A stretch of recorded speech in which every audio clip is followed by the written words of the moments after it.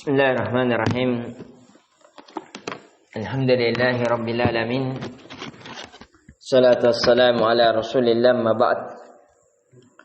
Allahumma anfa'na bima 'allamtana wa 'allimna ma yanfa'una wa zidna ilman.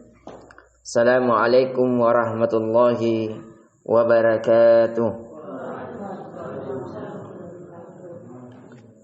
Alhamdulillah, kita kembali memuji dan mengagungkan Allah Subhanahu wa taala yang menakdirkan kita mendengar lantunan Al-Qur'an dibacakan oleh Ustaz kita Ustaz Yasir hafizallahu taala, yang di dalam bacaan di salatnya itu sudah memberikan pelajaran kepada kita ya tentang apa yang kita kerjakan. Pada salat maghrib tadi Ustaz kita hafizallahu ta'ala membacakan kepada kita surah An-Nahl, yang kita bisa mengambil pelajaran pada kehidupan surah An-Nahl. Surah An-Nahl ini dia juga dikenal dengan surah An-Ni'am, surah yang membicarakan kenikmatan-kenikmatan dan faedah dari para ulama tafsir. Yang paling banyak diambil faedah dari Nahl ini yang diriwayatkan dari hadis Nabi sallallahu alaihi wasallam yang sahih, bahwasanya seorang mukmin itu kehidupannya sebagaimana kehidupan para nahl, para lebah. Lebah itu dia ketika hinggap dia tidak merusak para ranting, dan ketika dia berada di dalam tubuhnya tidak mengambil, tidak mengisap kecuali dari yang terbaik. Artinya dia tidak memakan makanan kecuali makanan yang halal, makanan yang baik, dan tidak keluar pada badannya kecuali hal-hal yang baik. Yang Allah kabarkan bahwa di dalamnya fihi syifa'un linnas, terdapat obat dalam segala penyakit bagi manusia. Ya, di antara kehidupan yang bisa kita ambil dari kehidupan lebah adalah bagaimana kita segala gerak-gerik kita, segala waktu kita itu di atas ketaatan dan manfaat kepada Allah Subhanahu wa taala. Ya, kita sambungkan kepada Allah, memberikan ketaatan kepada Allah. Sambungkan kepada manusia, memberikan manfaat kepada manusia.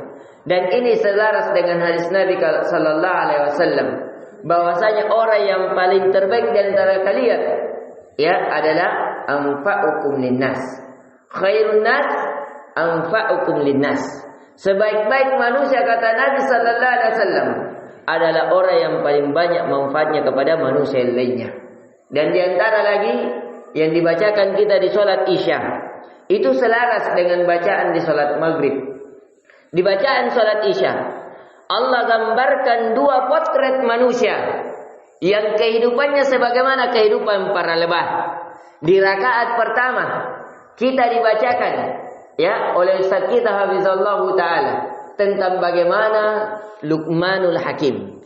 Luqmanul Hakim ini diceritakan dalam tafsir Ibnu Katsir hafizallahu taala, dia adalah orang yang sangat jelek.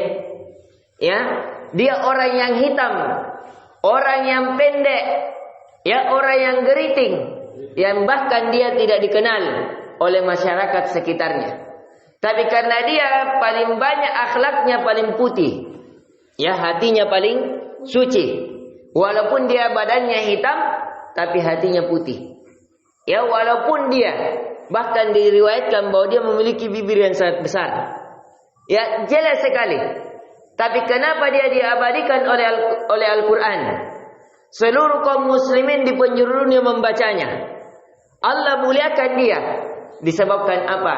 Dia termasuk orang yang paling banyak manfaatnya di manusia, karena dia pada saat itu menjabat sebagai seorang yang hakim yang adil.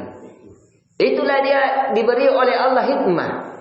Jadi dia kalau ada orang yang bermasalah di suatu kampung, entah permasalahan harta, entah permasalahan apa saja, dia kembali kepada Luqmanul Hakim yang tidak ada yang bertanya kepada beliau kecuali semuanya tersolusikan. Dan itu tidak ada didapatkan kecuali dengan ilmu syar'i.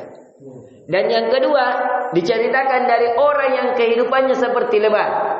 pada sholat Isya tadi di rakaat kedua kita diingatkan tentang kehidupan Nabi Ismail alaihissalam bersama ayahnya Nabi Ibrahim. Ya, di antara hal yang paling utama yang selaras dengan apa yang kita lakukan, Nabi Ibrahim dan Nabi Ismail alaihissalam, dia adalah dua manusia yang pemula setelah kena banjir bandang di kisah Nabi Nuh alaihissalam. Dia adalah dua manusia yang pertama kali kembali membangun Ka'bah. Yang pada saat itu Nabi Ibrahim berdiri di makam Ibrahim yang sekarang dikenal. Dan pada saat itu ketika Nabi Ibrahim sudah naik menyusun Ka'bah itu sendiri, yang membantu menaikkan batunya adalah Nabi Ismail alaihissalam yang berumur seperti umur kalian. Sekitaran 12 tahun. Apa yang dia kerja? Cuma mengangkat batu, mengangkat semen, ya, yang dia berikan kepada bapaknya sehingga sempurnalah bangunan Ka'bah. Ya, yang sekarang bekas kakinya ada fakta di depan Ka'bah di bagian di samping kiri dari Ka'bah itu sendiri, Hajar Aswad. Yang menanam ini siapa? Yang membangun ini siapa? Nabi Ibrahim tukangnya. Siapa burunya? Nabi Ismail alaihissalam. Dan itu akan dicetak sebagaimana kalian mencetak di hari ini. Ya, jadi dua potret yang diceritakan di sholat Isya itu hal yang paling memberikan nasihat. Ya, dari tadi maghrib saya juga sudah mau kabarkan. Tapi sholat Isya akhirnya hati saya menggejolak. Saya harus jelaskan ini. Ya, sangat selaras.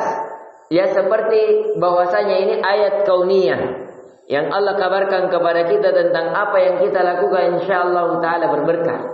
Ya, jadi sekali lagi faedah yang bisa kita petik bahwa di salat maghrib kita dikabarkan hendaknya kita ya memberikan manfaat kepada kehidupan kita. Ya, semuanya, karena sebaik-baik manusia adalah orang yang paling banyak bermanfaat kepada manusia yang lainnya. Yang kedua, ya, pada rakaat khususnya di salat Isya kita diberikan contoh secara langsung oleh Allah Subhanahu wa taala tentang manusia-manusia yang kehidupannya seperti lebah, yaitu siapa tadi? Luqmanul Hakim, yang bagaimana dia adalah ahli hikmah, bagaimana kebaikannya kepada orang tuanya, dan yang kedua adalah Nabi Ismail alaihissalam dan bapak para anbiya, yaitu Nabi kita Nabi Ibrahim alaihissalam, yang di setiap salat kita membacanya. Maka dari itu adik-adikku sekalian terus belajar agar kita memahami apa yang kita baca, agar kita memahami apa yang kita dengar, yang melahirkan rasa takut yang bisa menjadi jawaban pada masalah kita.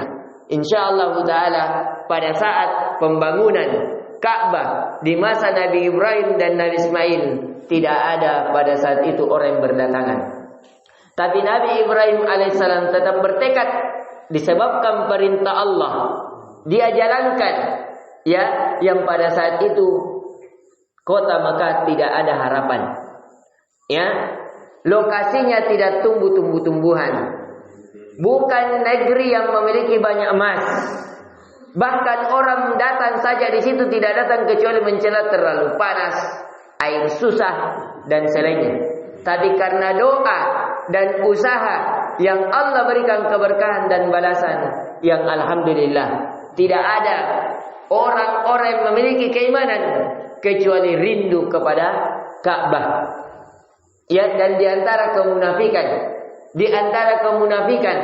barang siapa yang memiliki kebencian kepada Ka'bah. Maka dari itu di hari kiamat ketika Nabi Isa turun, ketika sebelum pasukan Nabi Isa digiring, semua orang-orang memiliki kemunafikan keluar dari kota Madinah. Mereka dibersihkan sebagaimana karat-karat itu dibersihkan dari badan-badan besi, yang mengakibatkan orang-orang munafik yang ada di kota Madinah, yang ada di kota Mekah, dikeluarkan menjadi pasukan-pasukan Dajjal, yang pada saat itu terangda bahwa pasukan Nabi Isa dan pasukan Dajjal yang akhirnya bertempur dikejar ketika pasukan Dajjal telah berada di kota Madinah, yang dikejar oleh Nabi Isa yang telah diimami oleh Imam Mahdi. Ini adik-adikku sekalian yang saya bisa ingatkan peristiwa-peristiwa seperti ini, bacaan-bacaan seperti ini harus kita tafakkuri. Bahkan Allah kabarkan di salat maghrib tadi, itu bagi siapa kaum yatafakkarun, yang senantiasa bertafakkur, memikirkan ayat-ayat Allah Subhanahu wa taala. Ini yang bisa saya ingatkan. Semoga kajian ini bisa menjadi penyemangat, dan bahwasanya memang kita ini berada di jalan yang benar insyaallah taala, dan insyaallah taala sejarah kita akan dikekalkan oleh Allah Subhanahu wa taala.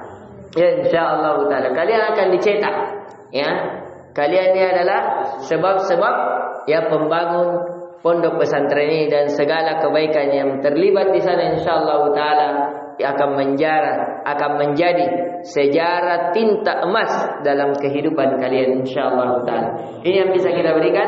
Subhanakallahumma bihamdik, asyhadu an la ilaha illa anta, astaghfiruka wa atubu ilaik. Assalamualaikum warahmatullahi wabarakatuh. Waalaikumsalam. Semangat.